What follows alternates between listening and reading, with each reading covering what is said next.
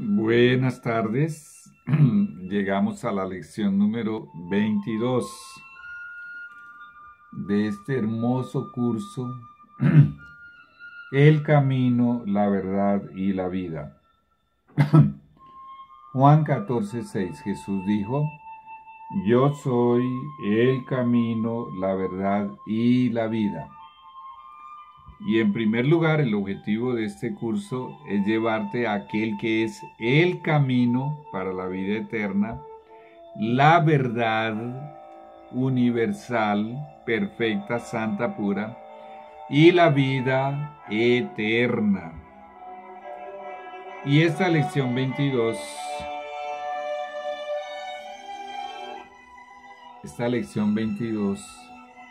se titula El testimonio de Jesús. El testimonio de aquel que es el camino, la verdad y la vida es demasiado importante para Dios y para nosotros en estos últimos días.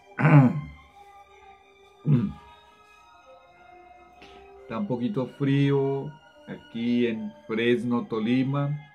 Continúo acá en Colombia y hoy estamos a lunes 30 de marzo de este año de 2020.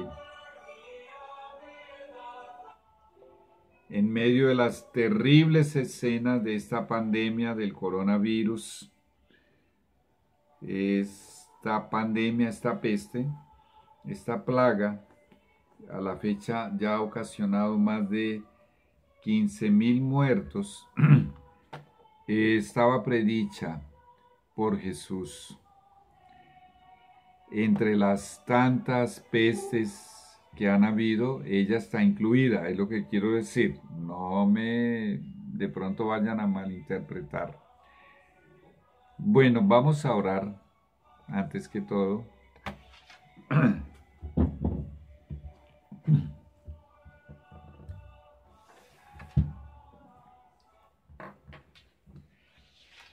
Señor nuestro, Santo Padre, ayúdame a hacer esta oración. En tus manos, Señor, entrego esta lección tan importante, tan urgente de ser no solamente comprendida, sino divulgada por todo el mundo.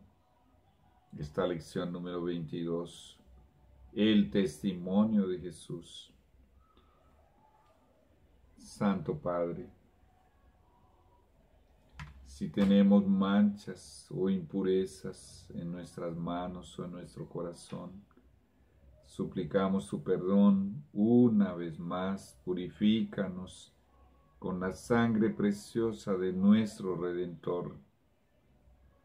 Si hay presentes espíritus malos aquí o en los hogares donde me están viendo o lugares, en el nombre de Jesús les digo a estos demonios que Jehová les reprenda y que salgan de aquí y de allá, en el nombre de Jesús, porque Jesús nos dio poder y autoridad sobre todos los espíritus inmundos, incluyendo su líder. Además, el nombre de Jesús tiene poder, y su sangre tiene poder y nos ha lavado de nuestros pecados. Santo Padre, queremos respirar una atmósfera celestial con la presencia de tus santos ángeles de luz.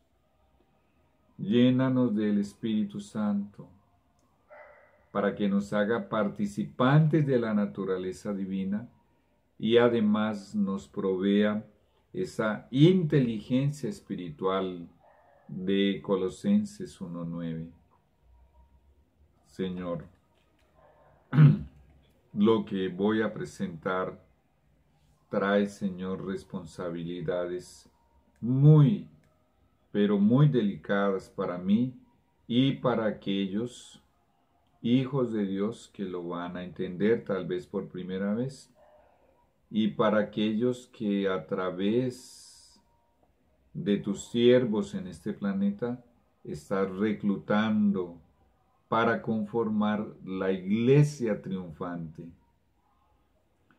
Y es muy delicado porque es en la iglesia triunfante donde habrá mártires, personas que serán asesinadas de muchas maneras. En primer lugar, por causa del testimonio de Jesús. Santo Padre, ayúdame a hacer esto para tu honra y para tu gloria. Piensa, Señor, en las almas que van a llegar a tener el testimonio de Jesús, Señor, por causa de la comprensión correcta de esta lección. Dame la sencillez, el amor, la humildad de Jesús, pero también, Señor, dame su poder y su autoridad a través de la presencia del Espíritu Santo. No habiendo méritos en mí, coloco ante ti los méritos de tu Hijo amado, Jesús de Nazaret. Amén. Llegamos a una lección sumamente importante, muy, pero muy delicada.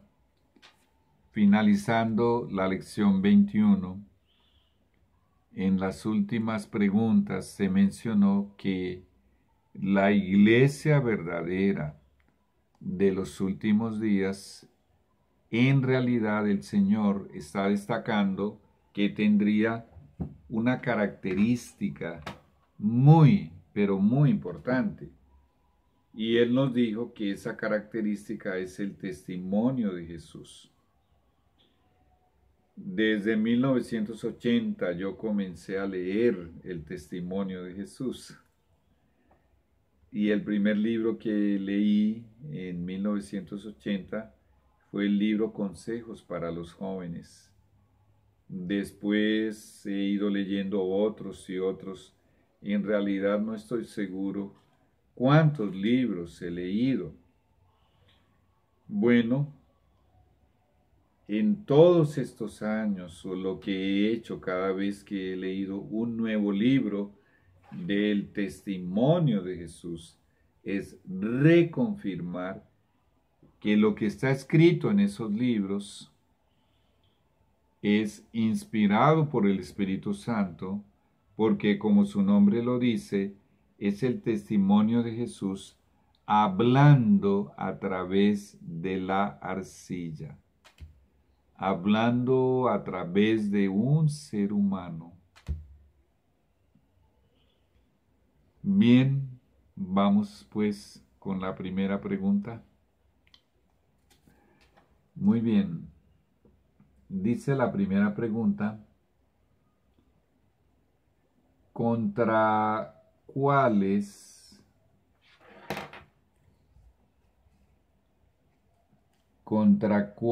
hijos de Dios se ha ensañado Satanás? O sea, de manera exclusiva, de manera específica. Estos son los que más le preocupan, son los que más llaman su atención, y es contra ellos que él ataca, es contra ellos que él ha colocado a todas sus legiones de demonios y todo su poder, especialmente contra ellos. Nos dice que Satanás se ha ensañado exclusivamente contra aquellos hijos de Dios que guardan los mandamientos de Dios y tienen el testimonio de Jesús. Vamos a leer una vez más el Apocalipsis 12:17. Recuerda, si hubo una lección que es súper importante como preparación para la crisis final, es esta lección de hoy. Muy, pero muy importante. Es urgente que sea correctamente comprendida.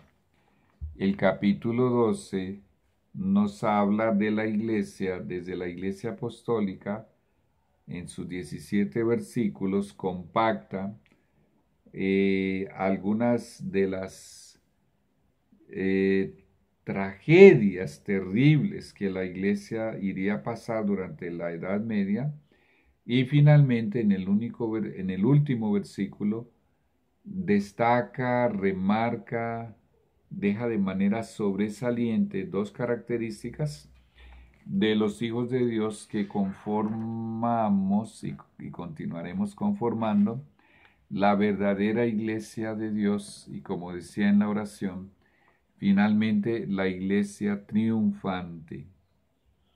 Pues bien, ya leímos este texto que dice: entonces el dragón, el diablo, se llenó de ira contra la mujer. En toda la Biblia, Dios simboliza a la iglesia con la figura de una mujer. Y se fue a hacer guerra contra, ahora presta atención, contra el resto de la descendencia de ella. De hecho, varias palabras de este versículo específico.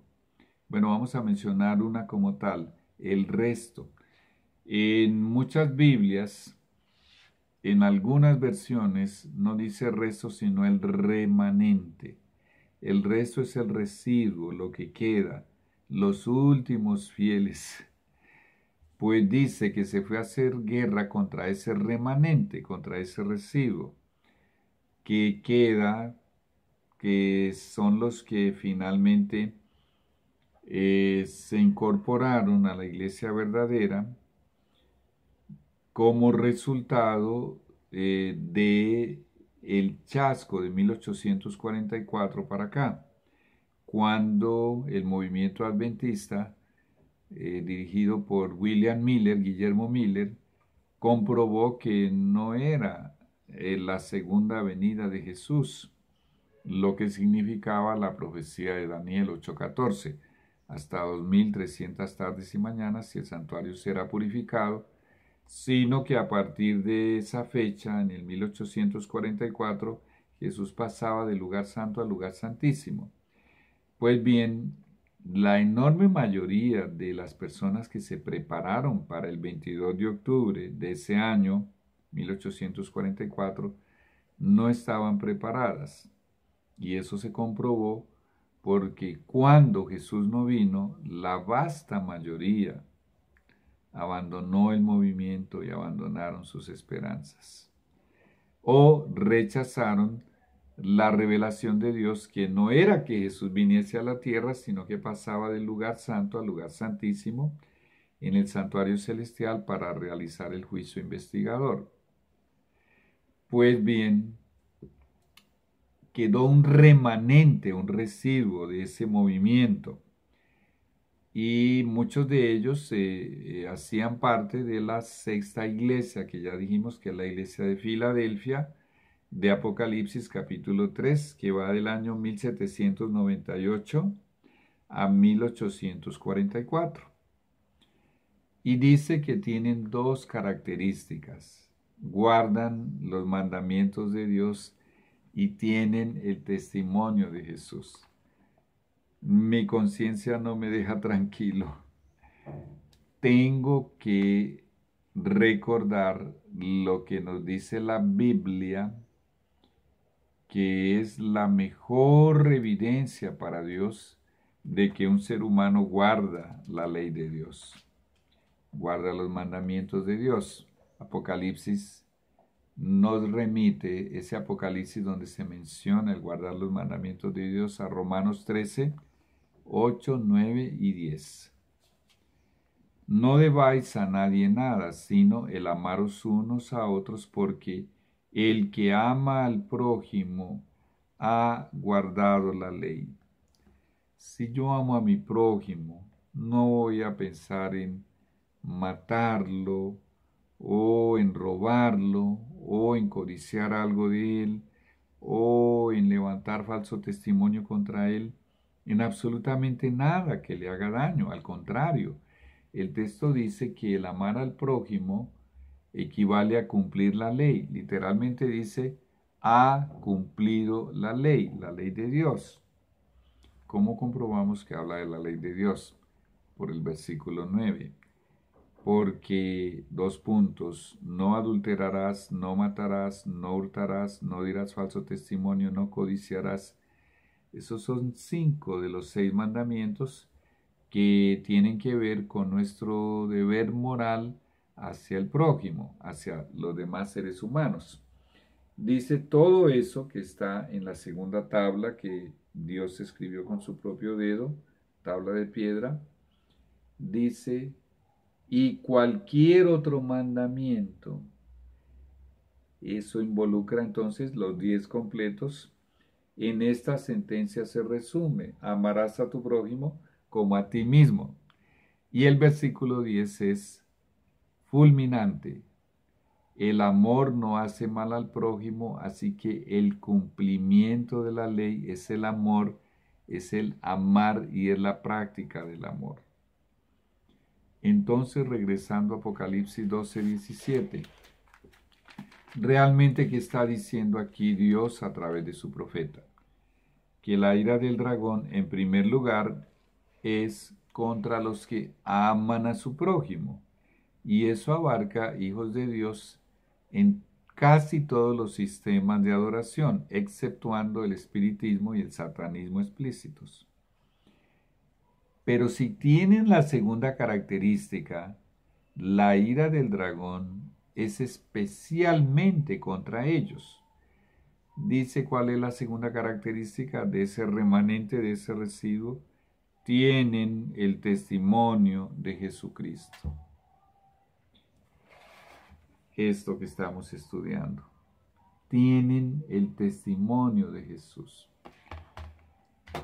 Es muy importante esclarecer que el testimonio de Jesús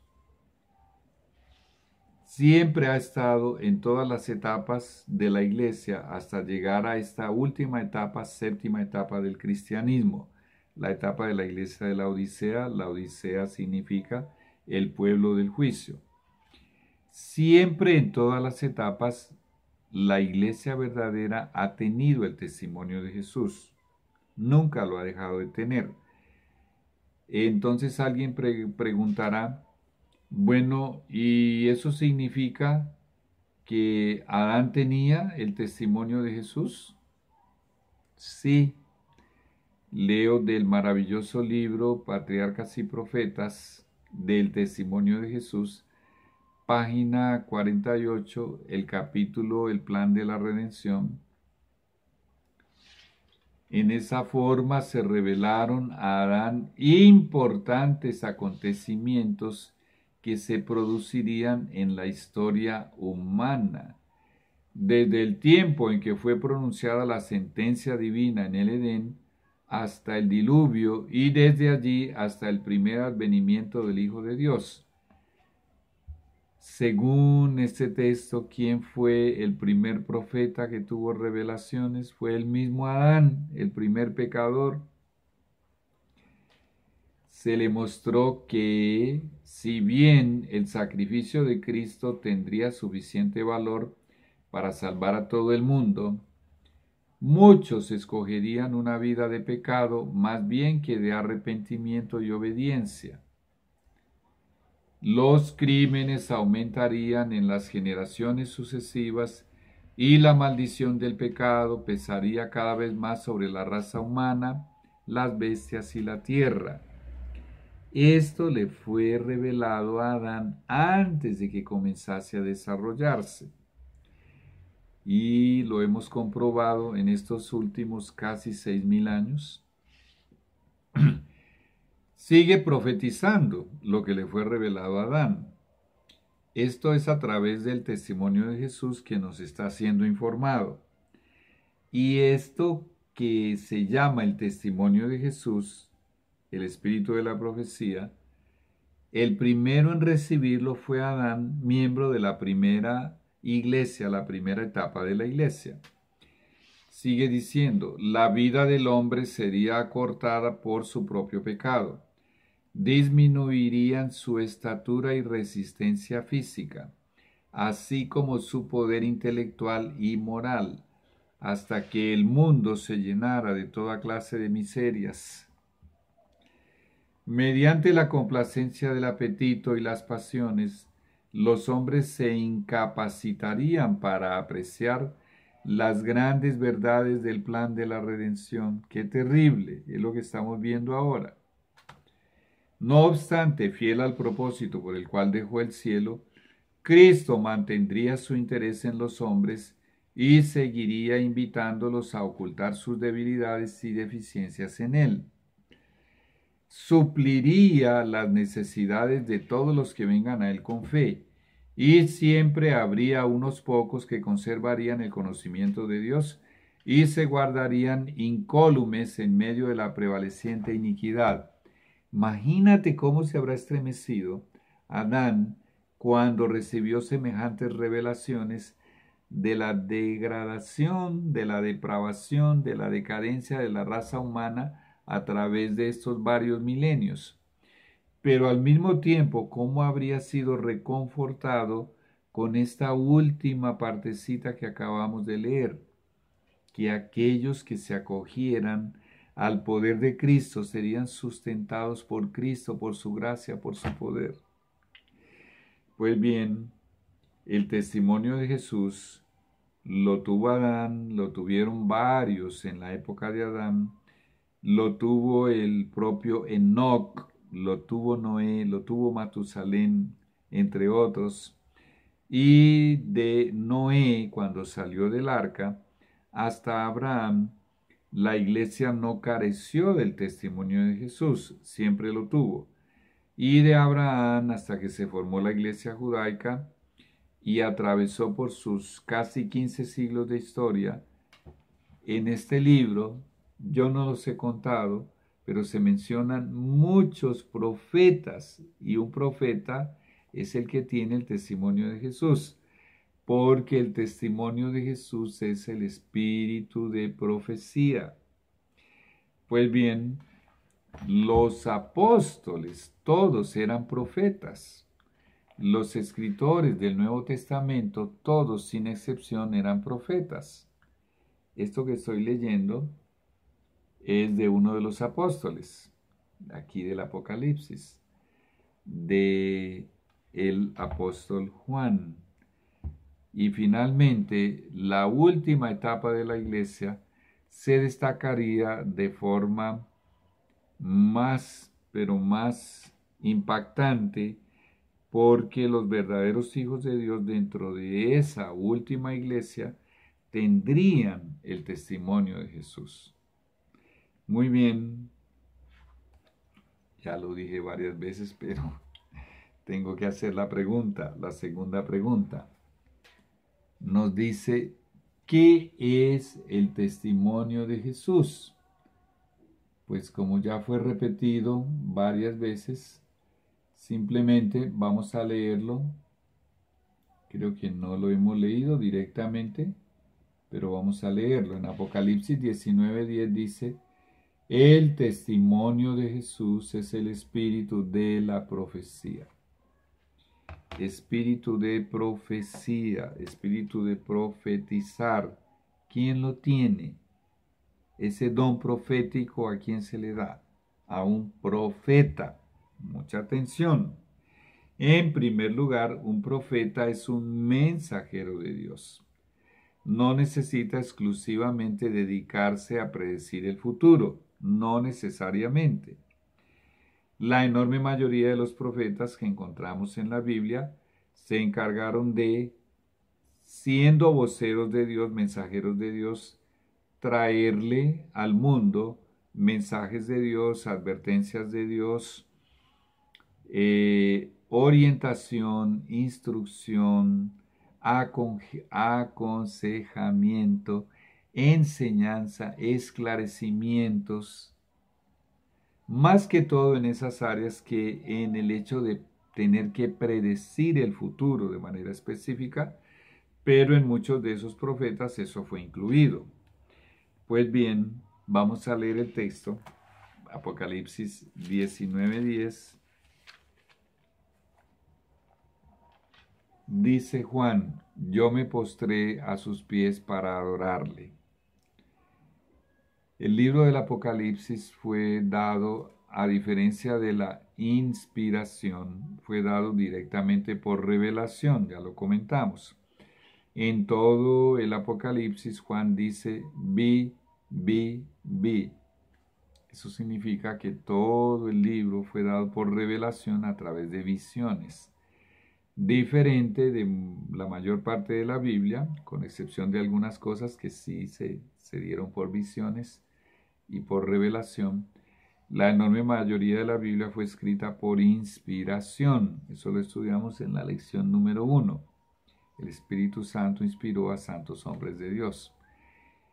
Él estaba acompañado por un ángel, el ángel Gabriel, y dice que ante las maravillas de las cosas que le estaban siendo reveladas y estaba viendo, él estaba pero tan impresionado, tan impactado, que dice que se postró a los pies del mensajero, del ángel, para adorarle. Ni siquiera a un ángel, un ser celestial, podemos adorar. Vamos a escuchar ahora el ángel hablando de la actitud de Juan. Y él me dijo, mira, no lo hagas, no me adores.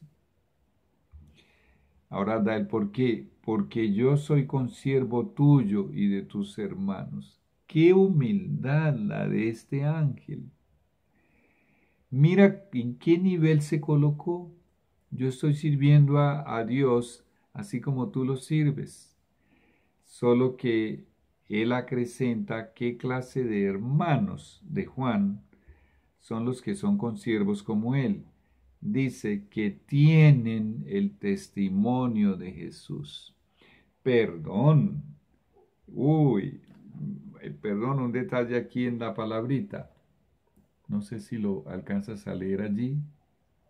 Él no dice que tienen, dice que retienen el testimonio de Jesús. ¿Por qué ese registro del prefijo re antes del verbo tener? Para decir retener. Los que hemos llegado a entender, a apreciar, a creer en el testimonio de Jesús por nuestras investigaciones, por los beneficios que nos ha prestado, por lo maravillosa que es la biblioteca del testimonio de Jesús, entendemos que tenemos que retenerlo con uñas y dientes, porque es sumamente importante para estos últimos días, especialmente ahora, más que en cualquier otra etapa de la historia de la Iglesia en estos casi 6.000 años. Ahora él dice, después de decir que es consiervo de Juan y de los hermanos de Juan que retienen el testimonio de Jesús, él dice, no me adores a mí, dice, adora a Dios y da un por qué. ¿Por qué adorar a Dios? Él dice, porque entre tantas razones que hay para adorar a Dios, porque el testimonio de Jesús es el espíritu de la profecía. Profetizar, profeta. Él estaba reconfirmando que Juan era un profeta, que entre sus hermanos otros eran profetas. Nosotros tuvimos ahí a Pablo, a Pedro, tuvimos a tantos otros, a Santiago, tantos otros profetas. Pues bien, si regresamos al capítulo 12, versículo 17, en realidad la ira del dragón, cuando dice que es contra los que guardan los mandamientos de Dios y tienen, y el ángel dice retienen el testimonio de Jesús, tú puedes vertir esta idea de esta manera. Yo voy a hacerlo por mí. aquí nos está diciendo el Señor que la ira del dragón, la furia de Satanás, es contra los que aman a su prójimo. El que ama al prójimo ha cumplido la ley y además retienen el espíritu de profecía. Retenerlo es aferrarse a él, usufruir de él, del testimonio de Jesús, todas las bendiciones que nos pueda reportar. Y podríamos decir que involucra mucho más. La orientación, las orientaciones, el aconsejamiento, los esclarecimientos que trae, las revelaciones que trae, las explicaciones que trae, los consejos y consejos y consejos que contiene. Varios de los libros del testimonio de Jesús se llaman consejos para los ministros, consejos para los maestros, consejos para los jóvenes, consejos sobre salud, wow, consejos sobre el régimen alimenticio, qué maravilla. Y además, al comprobar que todo esto, todo principio del testimonio de Jesús está en armonía con la palabra de Dios, yo voy a hablar por mí. Yo comprobé que el testimonio de Jesús es como un microscopio para desmenuzar la Biblia y un telescopio para proyectar el poder y la gloria de Dios y de la información que contiene la Biblia. Y como su nombre lo indica, testimonio de Jesús, lo que más destaca el testimonio de Jesús es, además de entronizar a Jesús, es exaltarlo y elevarlo a la posición que Él merece y que Él debe tener. La primera en nuestros pensamientos, en nuestros proyectos, en nuestros planes, en nuestra vida, en nuestros pensamientos, en nuestra imaginación, en nuestra búsqueda, porque Él es el camino, la verdad y la vida. Ya regresamos. Este fue el primer segmento.